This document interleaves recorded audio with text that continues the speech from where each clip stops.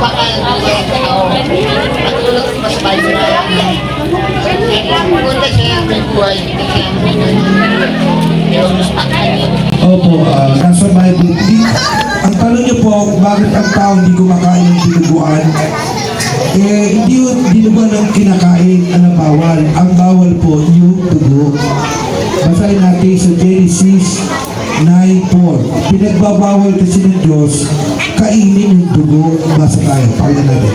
At gumagalaw na nabubuhay ay magiging pagkain ninyo, gaya ng mga sariwang pananim na lahat ay ibinibigay ko sa inyo.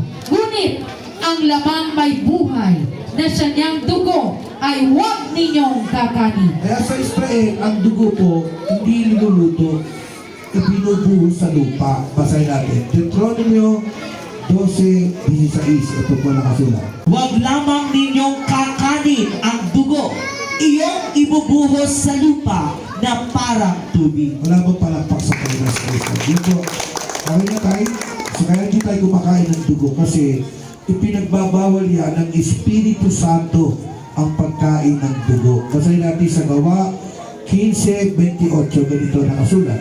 Sapagkat minagaling ng Espiritu Santo at namin na huwag kayong atangan ng lalong mabigat na pasanin baliban sa mga bagay na ito na kinakailangan, na kayo'y magsiilang sa mga bagay na inihain sa mga Diyos-Diyosan at sa dugo. Bawal talaga eh, bawal. Sino bawal?